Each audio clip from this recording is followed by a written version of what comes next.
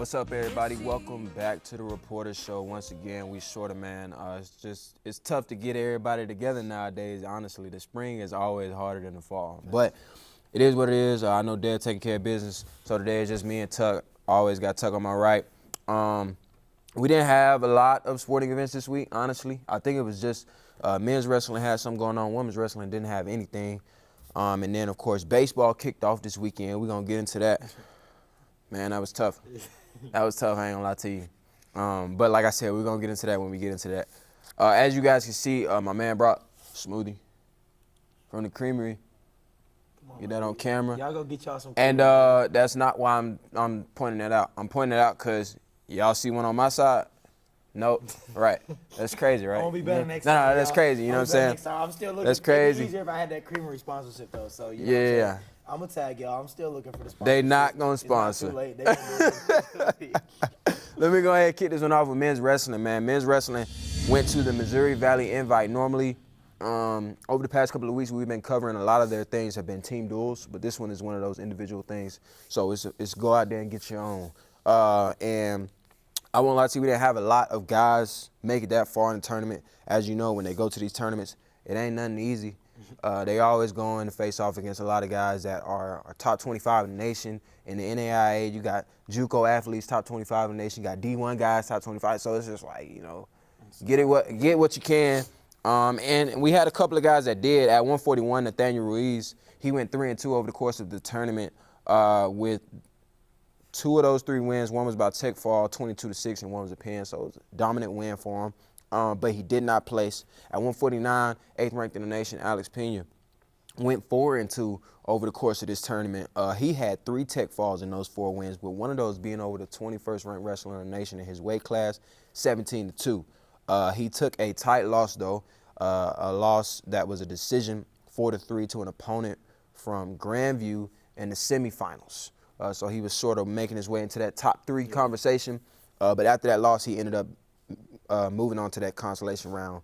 But I won't say that it was a bad loss because he lost to an opponent from Grandview. Now, this guy from Grandview wasn't ranked, but I also think that he might not be getting a lot of wrestling time because Grandview is the #1 wrestling team in the nation, and they have somebody in that top 25 at every weight class. And so they got some dogs over there, you know what I'm saying? They not playing with you. So he took a tight loss there, 4-3, put him in the 5th place match. So he won that 5th place match. Oh, I see. He won that 5th place match by a medical forfeit.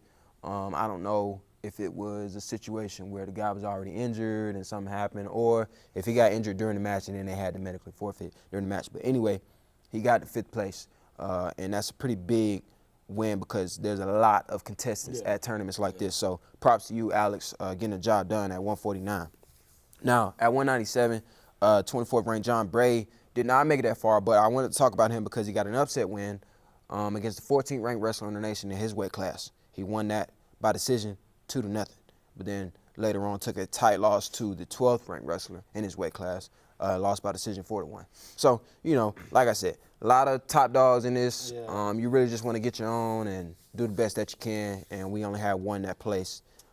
I think we made a good showing individually. Each of them made a pretty decent showing, though. I mean, John, you know, he upset number 14, so hopefully that reflects in the next time the rankings come out. I don't think it will since they haven't impressed us to this point in the season, the people who do the rankings, but he still beat somebody ranked higher than him, so that's got to do something for his confidence.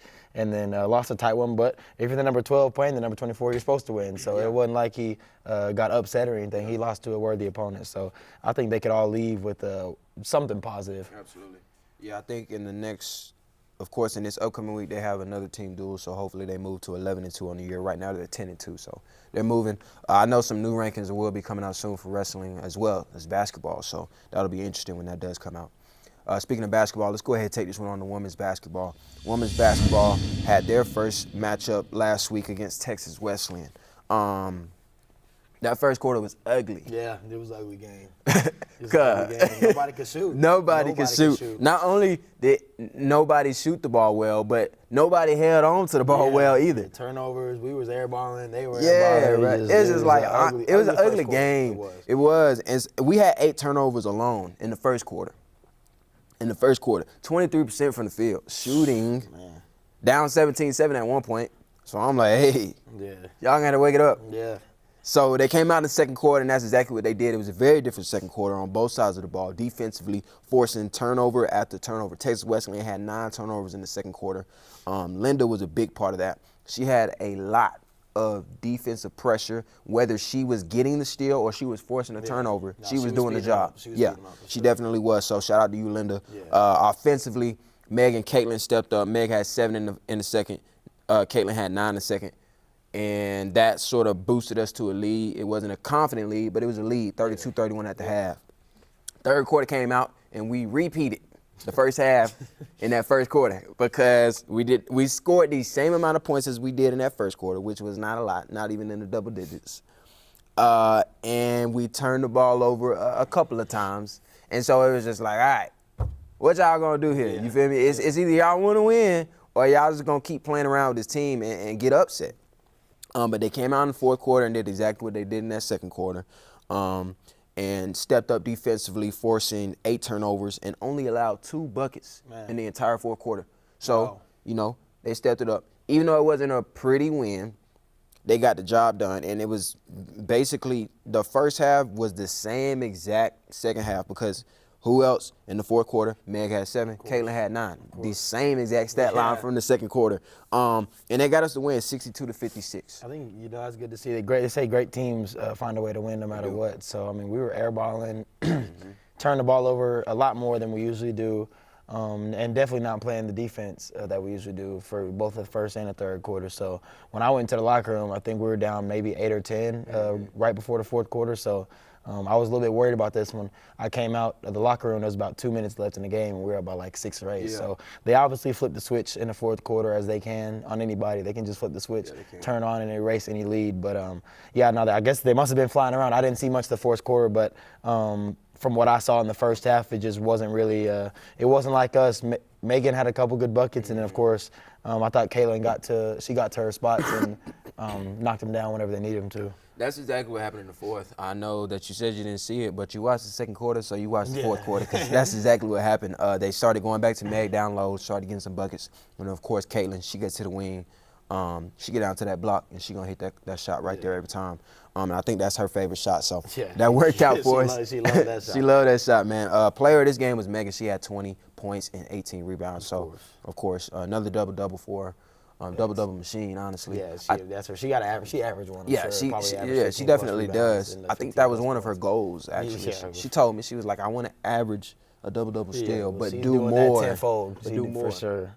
You know what I've actually noticed about her, though, is I haven't checked it recently, but when I checked it last time, she's averaging more points this year than she did last year. Wow. Which I thought was a surprise. It doesn't seem like it. It doesn't feel like it, but now it could change. Over the last couple of games, it's been a little bit of a slow, steady pace for her, but I don't know. Right now, she's still ahead of the game. Yeah, she's still doing her thing. I guess it seems like last year she was carrying the load for the most part because she was just having 20 points a game and everybody else was at 5 to 10. But now I think just as a team they're scoring more points. So that's probably why it doesn't seem like she's scoring as much, just because she's not scoring at every single possession like she was last year.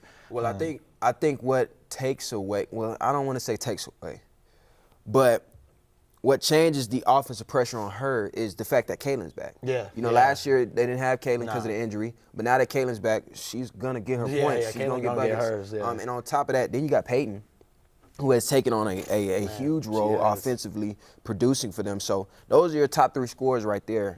And when you're on a team like that, most of the time you don't put up the same numbers. No. But she's still finding a way. She still is. If you can look that up for me, bro, while I get on to this next game, what are her points per game this season compared to last year? I just want to see that real quick. All right, I'm going to look. I'm going to say one thing. I do want to shout out to the Hurtado family, though, because, bro, I was looking at the little handout of our team and Wesleyan's, and I didn't realize Brooklyn she had matched up. She got in the game. I'm like, that girl looked just like Brooklyn. She matched up. She guarded her sister. I come to find out. You know what? So I was like, you know thought what, about that. man? That's pretty special. That's got to. It's something to be said about that. I know their parents was in the stands, you know, just proud root for both teams. I don't know who they rooted for. Yeah. I don't know They which probably one got they had to the lean split toward. jersey, you know Yeah, what I'm saying? the little One of the half split Wesley, jersey. half Wayland. Yeah, but I was like, man, there's something to be said about that. So yeah, That's actually credit to pretty y'all. cool. I didn't even notice that. Well, I noticed the name, but I didn't put 2 and 2 together. I was like, Hurtado. Yeah. She ain't in the game. But Yeah, then I saw on the court it was another Hurtado. I was like, okay, so well that's cool. That's impressive, man. That is. And so the next matchup they had was against USAO, Science and Arts from Oklahoma. And in the first half, it was a very well played game overall. Offensively, everybody was hitting. I think it was one of those games where we came out and we were hot. And I know that a lot of the games that we come out where we're hot, sometimes we sort of dwindle out. But this game was not like that. it wasn't. And who else but Peyton was leading the way with 13 points. She was 3 for 5 from the three-point line. But I will say, USAO did come Hey, to. man, You know what? USAO I take that had back. some hoopers on the I take team. that back. USAO, as a team, played decent. But number 10, Yeah, she could play. number 10 10, could play. She could hey, play. I'm going to go ahead and tell y'all the end stat line because I'm going to get past her. I ain't trying to talk about her. But she is a hooper. She finished with 35 points. Wow. Ooh, man, I know she had 35. Almost had a 40 I knew ball. She had at least 20. Almost had a 40 Yeah. ball. 35 points, 7 assists, 9 rebounds. Yeah, she was right. She knocking on the door with a triple double. But She was hooping. I'm telling you, her efficiency in the game, bro, was like a 31 or a 40.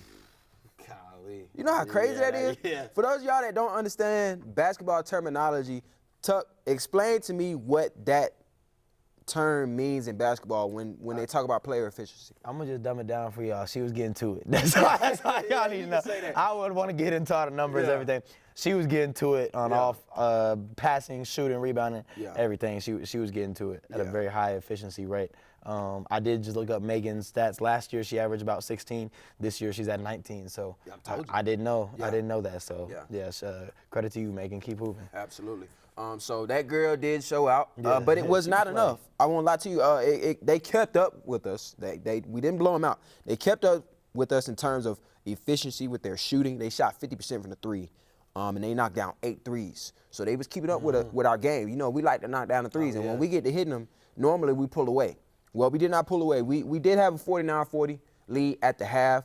And that might seem to you like, okay, they dominated. But it did not feel like that. It did not feel like that. We came out in the second half, and we went into the fourth quarter only up 66-64. Yeah. So that explains to you why I just said that. Megan was very quiet into the fourth quarter. She came alive when it counted, though. She had 6 points in the fourth. It was back and forth scoring all the way through. Everybody had some heroics in them. Everybody was getting some buckets. And USAO had a chance to tie with 30 seconds left, right? They was down 3. They had the ball. 30 seconds left in the game. That's what you want. That's what you want. Yeah, that's what the people want to see. Well, you know who stepped up. Literally. Literally. Emily Segala. We talked about it a couple shows ago. How many times did she step up and take a charge? She attempts at least 5 a game. At least she probably 5. Gets the call at least 3 times a game. It's just crazy. She putting her. In charge. It ain't fun taking. It ain't fun taking charges, especially when you smaller. Don't play, for a smaller guard like herself. She's putting it all on the line for the team. So I love to see it. I wish the men's refs would give us that call as much as they give her the call. She's mastered the art of drawing charges. She has. Well, I think the thing is, at first they were not giving it to her. Earlier on in the game, she got knocked over a couple times, and it was blocking foul. And I was like, oh. They said, we're not going to get that to you.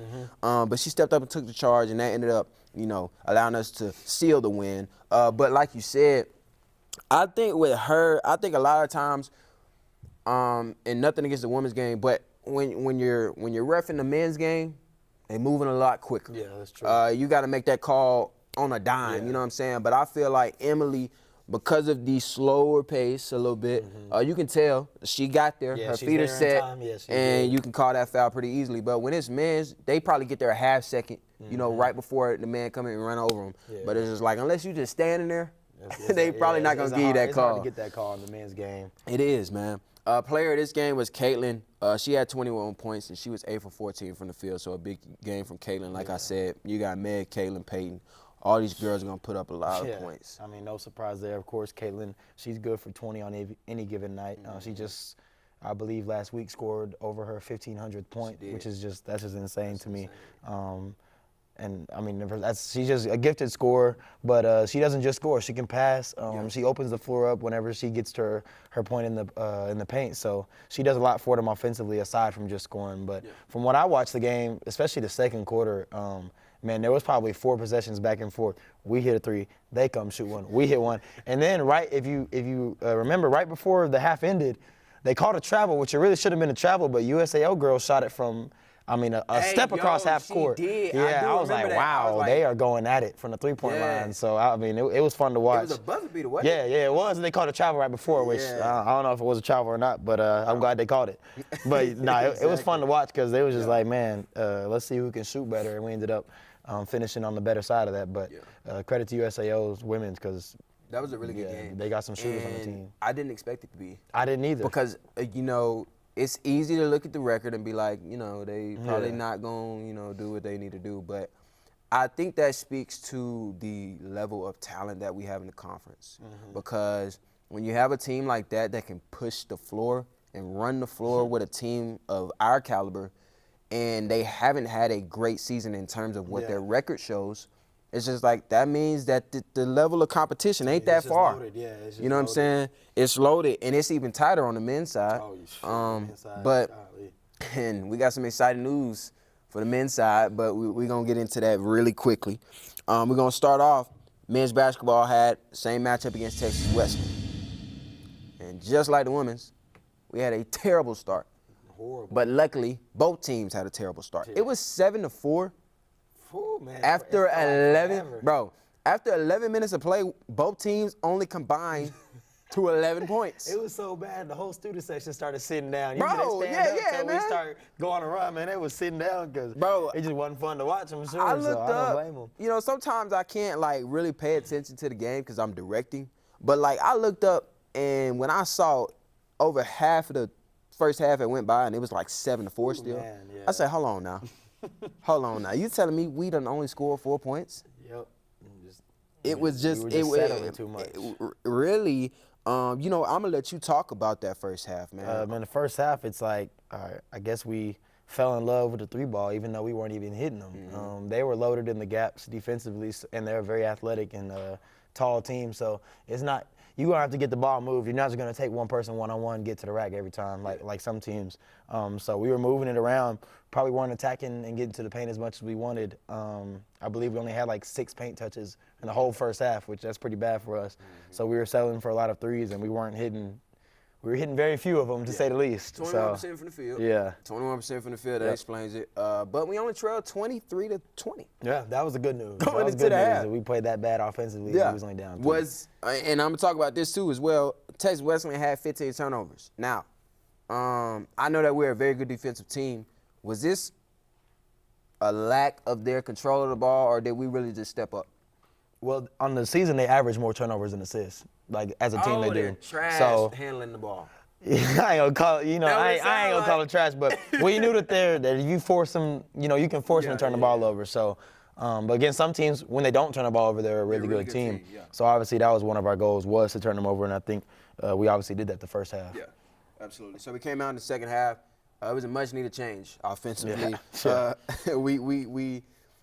We started to knock down our shots. We get into our spots, getting good looks. It was a very slow developing game, though, I will say that. But our shots did start falling, and next thing you know, we had a good lead, and we held on to it to win this one 64-57. Kabini had a big second half. After quiet in the first half, he came out and scored 11 in the second half. Yeah. Q, player of this game, 27 points. I say this term not in a negative way, but he was somewhat of a free throw merchant in this game. He was 13 for 14. Yeah, they're just fouling more than half of his points. Yeah, no, I know. They was fouling him. And so, yeah, he got it from the line this game, but he still ended up with a very similar stat line. Yeah, 27. I mean, it's like, man, every time you look up, Q having 25 plus. But, yeah, like you said, it didn't seem like when I looked at the box score after the game, I was like, wow, it didn't feel like Q had 27 because it was kind of a quiet 27 just because he's at the free throw line so much. But I mean, he 13 for 14 from the free throw line. That's good. That's exceptional. That's very good. So especially from the struggles that we've had over the Yeah. course of the year Yeah. from the free throw line. I know that's not like a consistent struggle, but every now and then we do have one of those games where we just cannot hit from the line, and a lot of times it affects us. it does. It does. So I'm glad to see that that wasn't the case this time around. I think that was just a lot bigger of a win than what most people would think, just because at the time we were in like a 2 or 3 way tie for second or third, and then Wesleyan was about a game or a game and a half back from third, so they had a lot to play for, which they still do. I mean, there's still a lot of the season left, but you know, they just came off a loss as well, so they had a lot to play for, and we also only had about 8 or 9 guys available. We didn't have Alex Rojas, we didn't have Nico and Julio. I noticed that. All 3 of them. Sick? Yeah, they all had the flu or something. They were all sick. So we were undermanned. They kind of had something to prove. So it was a game that we couldn't afford to lose, and we needed to win, and we got it done. And they're a good team. I believe they lost to North Texas by less than 10 points. Yeah. So, I mean, they're an athletic team. They can go toe-to-toe with anybody in the conference, and I wouldn't be shocked if they beat some of the top teams going forward. That goes back to what I was saying about this conference. Yeah. I mean, it's basketball. Everybody gonna beat everybody, and we're gonna talk about that right after this next game because we had some interesting things happen over the course of these past 2 weeks in conference play. Their next matchup was against USAO. In that first half, everybody we put on the floor scored. Everybody we put on the floor scored. So that says a lot about our offensive performance. We spread the floor very well, and when everybody on the floor is scoring, it's hard for them to pinpoint what to attack, what to defend, how to defend. Yeah. And so the big player here, after being sick, came out. Alex Rojas was the key factor in the first half with 12 points, 4 for 7 from the three-point line. We went on a little run, had a 10-point lead, but went to the half tied at 39. I want to talk about that point right there before I move on. I've noticed a lot in the first half, we get a good lead, and it dies down quickly. Yeah. What is that? I guess just we get complacent as a team. We'll get a lead, and then we'll start settling for threes. Yeah. And on defensive end, we'll just lose a little bit of the hustle that got us to that point. Yeah. And so I think, you know, we've seen it happen time and time again. Yeah. I think that's what happened in the first half on Saturday. Okay, I hear you. And then we did have a hard time stopping number 11. Honestly, if it wasn't for him, they probably wouldn't have been in the game, really. He had 18 in the first half, so he was carrying the load. In the second half, neither team could build any separation. After they tied that game, it was like that the rest of the way. But in the end, we went to the high hand in the first half, and that was Alex. And he hit the go-ahead 3 with 30 seconds left in the game. A big 3 from Alex. Big game from Alex overall, and that would eventually lead to the win 76-74. Of course, player of the game is Alex Rojas, 18.6 for 9 from the three-point line, 6 for 9 from the field. So he only shot threes. That boy was knocking down threes. He knew his job, and he got it done. Now, do you want to talk about that game? Or do you want to talk about the interesting things that happened over the course? I'll talk about the game first. We got plenty of time. Okay. I mean, USAO, there was it wasn't much of a story, but they're a team that's still playing to get into the conference tournament. They're not a bad team, as we saw. They had come off. They just got 20 or 30 ball by OPSU. So, you know, after you get killed like that, you're going to come out with a little bit more, you know what I'm saying? So they came out ready to play. Their coach used to be an assistant here. He wanted to get the job whenever Harrelson left. Like, he obviously didn't get it. Guy ended up getting the job, and so you know, that happens to a coach. He gonna come in here with something to prove. I mean, that just is what it is. So he had his guys ready to play, and they showed up. But it's not like there's some scrubs. I mean, they're in like a 4-way tie for the last couple spots in the conference. Their best. I want to call number 15 their best player. His name is Cade Allen. He didn't come. We did a great job on him, and I think a lot of our guards were so focused on him, myself included, that we didn't help much on number 11, and that's how number 11 got going early. I think, he was a little tough. he had a little mouth on him. I ain't gonna lie. Like, yo, tone it down, bro. Tone it down. Don't talk to me. I ain't one of the ones. You don't just say whatever you want. Anyway. He hit a 3 early and then started getting some paid touches against the man one, so he's a heck of a player. But as far as AR, man, we've known how talented he is. He had to sit out the first semester. He finally got eligible. We were glad to have him. He's had a hard time fitting in the rotation just because it's like, you know, a guy like him, he needs the ball. He's such a talented shooter. We got to give him the ball. But you know, what we had going before he got there was just fine. Like, that got us to the first in conference. So it's been hard to kind of get him in and for both sides to produce. But I was glad to see he needed a breakout game, to say the least. And he had one, and so I think that's just going to be – it's going to make all the difference going forward, not just for him but for us too, because now he's starting to gel with us and we're starting to have better chemistry with him. So it was a big-time game, and he showed up when we needed him to. Absolutely. I mean, when you have the rotation of scorers, it's always hard to know who you want and know how this is going to flow, how this is going to work, because you have right now 2 point guards that are –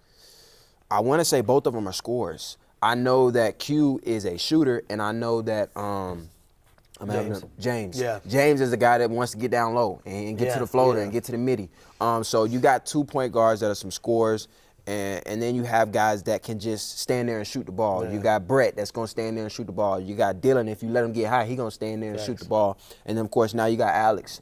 So you know I'm good for one in the corner as well. He going to get there in the corner, too. You know what I'm saying? Tuck going to get there in the corner. You know, I got a couple highlights of Tuck in the corner banging them threes, and I might put a nice little compilation together at the end of the year to send them off, you know, a nice little send-off for them. But, yeah, we got guys that are going to take up that offensive I guess, attention. Yeah. So it can be hard when you got a lot of guys on the floor that are that type of guy. Yeah. So I'm glad to see that, like you said, that y'all are finding that flow no matter what's going on and no matter who's on the floor.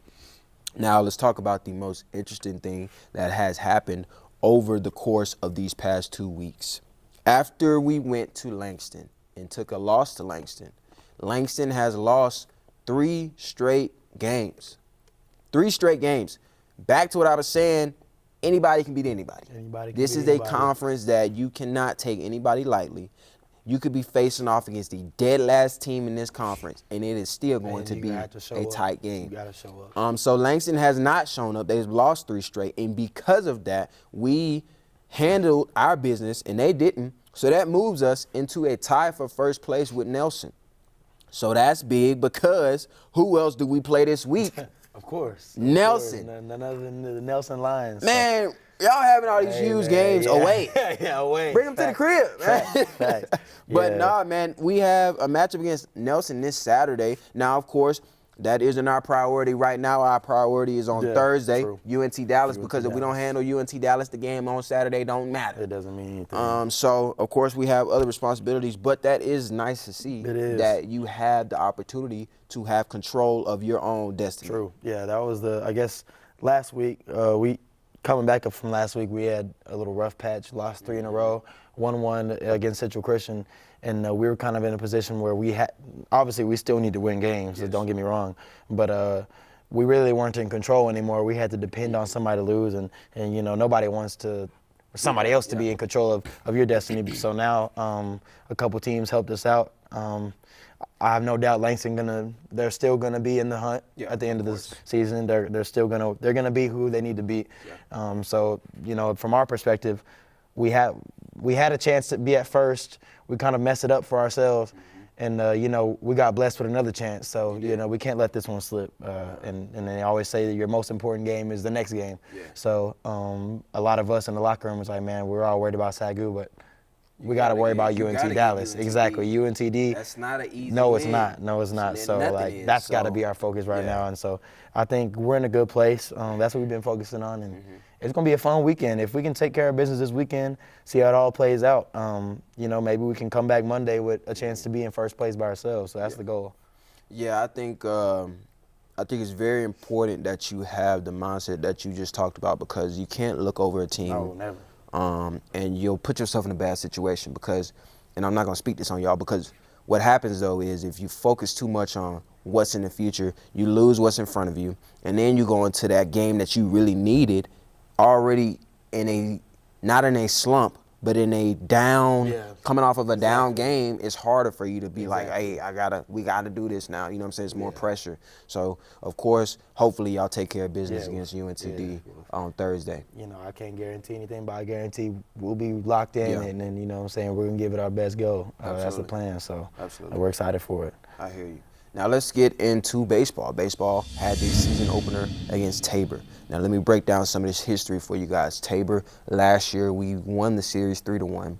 And we've played Tabor over the last couple of years a couple of times, and we've never been manhandled. We've never been thrown around. But this weekend, we got thrown around.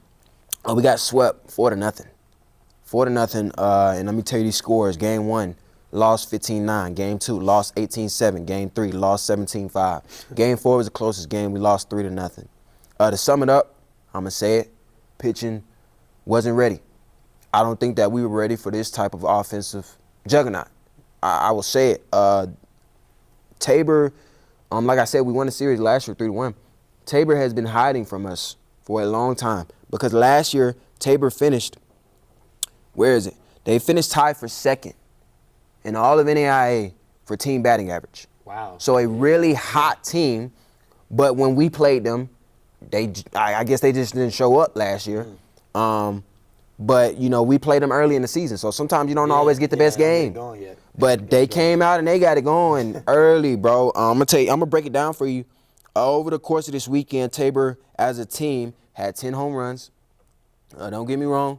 When you play at our field, you're probably gonna hit home runs. The wind blows straight out. You can hit a pop-up, and it's probably gonna go out. You know, that's the downside to pitching at our field is your ERA might take a little hit because you could throw a perfect pitch, spot it up, and they could pop it up.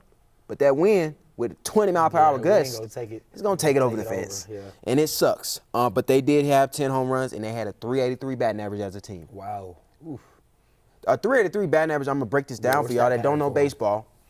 A 383 batting average for an individual is exceptional.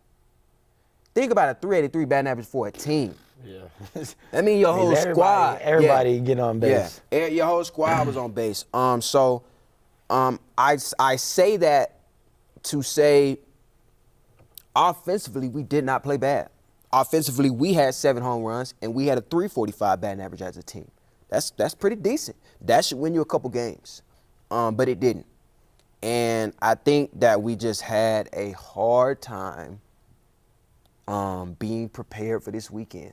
I don't think that we came into this weekend thinking, you know, I can't say that because I don't know what the conversation was for preparation for this team. I can't say that. But what I will say is I think they caught us by surprise.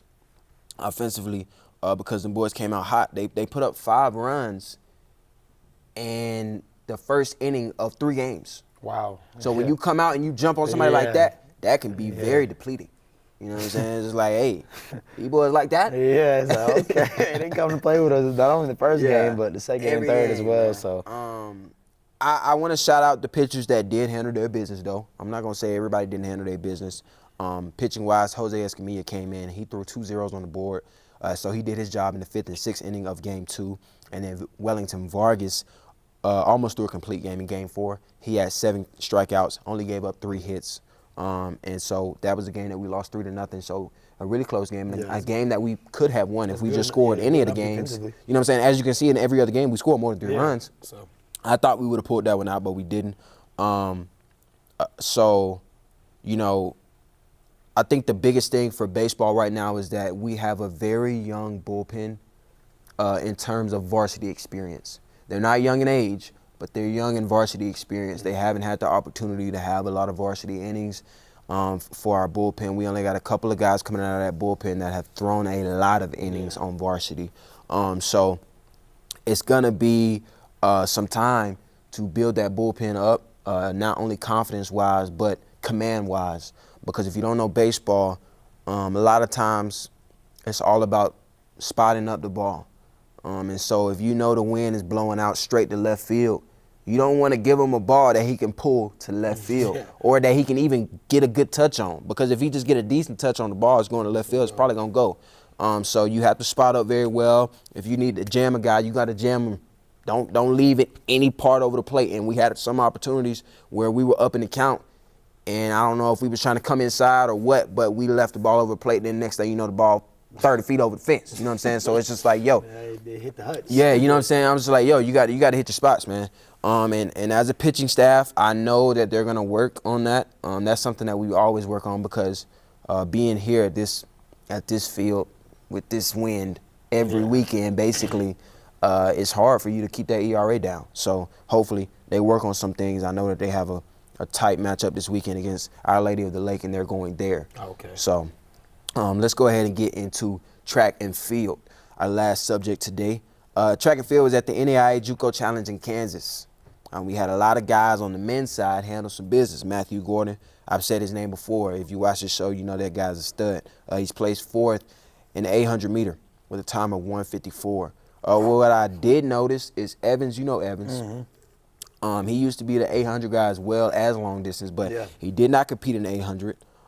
Evans placed 2nd in the 1,000 meter. Ooh, man. Yeah, so I guess he want to stick with the long distance. He want to do something even harder. Yeah. 800 was exactly. 800 was easier, but he wanted to go harder. So now, but he placed 2nd with a time of 2:32.44, and then Jay Sanchez, another long distance guy, placed 7th in the 3,000 meter with a time of 8:40.62, and then in the 4x4 we placed 5th as a team. That team consisted of Drum, Young, Gordon, and Constantino, and they had a time of 3:19.89. Next was the same team that competed in the 4x8. A lot of times you don't have a lot of guys compete together in the 4x4 and the 4x8 because, yes, there's somewhat distance, but 400 is like the longest sprint you're going to have, you know what I'm saying? But at 800, you sort of pacing yourself, you know what I'm saying? So normally you don't see a lot of the same guys. You might see 1 or 2 guys, but they had the same exact team for the 4x4 and the 4x8. And they placed well in the 4x8 as well, placing 4th in the 4x8 with a time of 7:59.37. Now, what I will say, this is the 9th best time this year in all of NAIA indoor. It is early in the season, but that's something to say. Yeah, it's something to be said. I mean, yeah, that's top 10. Yeah, top 10 in the nation. Country already. Yeah, already. Just off of one race. So. So hopefully they continue that. I don't know if a lot of these guys are short distance guys. I know Casey Drum, I think it is. Sorry if I'm putting 2 and 2 wrong, but I believe he's a 400 runner, and so for him. That 4x4 is probably his bread and butter. You know what I'm saying? But the rest of these guys, they like the distance. So that 4x8 is probably gonna be a squad this year. So hopefully they can continue their efforts and maybe climb that top 10 a little more and maybe find their way at nationals at the end of the indoor season. Houston Stark placed 4th in the high jump. We haven't had a lot of field event guys place, so that's big for us. With a jump of 6 feet and 6 1/4 inches, so he jumped over my head. You know, he could jump. He was up there. He was up there. And then Diego Constantino placed 8th in pole vault. So we haven't had a lot of pole vaulters come through here. Had any pole vaulters. We did not. The only field event guy that we had placing in recent years, I don't know if you remember him. And as soon as I say that, the man's name slipped out my head. But we used to have a triple jump guy that placed very well. But he transferred out, so now we had to find some new guys, and Diego stepped up. He placed 8th in pole vault with a jump up 13 feet, 2.5 inches. Yeah, it's good to see. I mean, obviously the track we've excelled since I've been here, but field we haven't really been putting names up on the board at most meets. But I think with the new coaching staff that came in last year, I know they recruited a lot of field event guys, and it's just good to see them finally putting some points up, because if you can't get any points up for field, you got to win everything in track. So those points that you get from the field events, they can take you a long ways. Yeah. It definitely does, man. And so hopefully throughout the rest of this indoor season, these guys can continue to better. I mean, if you're coming out here and you're doing this early in the year, it's nothing but, good things in the future for us. So hopefully they continue that. On the women's side, we did not have anybody place top 15 in any of those events. But I also don't think that we took a lot of team members on the women's side. So let's get into these upcoming games, man, and close this one out. I know we've already talked about some of them, but I just want to sum it up here. Wednesday, wrestling will be against Shriner, both men's and women's. It will be team duels. On Thursday, track and field will go back to Texas Tech, and then basketball will be at UNT Dallas, both men's and women's. Friday, baseball, like I said, will be at Our Lady of the Lake, and softball kicks off their season at Oklahoma Wesleyan. Both of them will have a weekend series, so they'll be playing Friday and Saturday. On Saturday, women's wrestling will be at the Grandview Open, another big tournament for individual placing. And then basketball, like I said, at Nelson, both men's and women's. Men, big game, tied for first there. Hopefully still tied for first after Thursday rolls around. Like I said, some new rankings do come out this week, so maybe next week we'll be talking about some different things for women's basketball. Yeah. And we might be talking about some different things for men's wrestling. Maybe. Yeah, maybe. Maybe. Maybe if the committee doesn't disappoint us as they always do. Yeah. But hopefully at least the women's team. There's no reason why they shouldn't be top 10 in the country, the women's basketball team. I'm scared, though.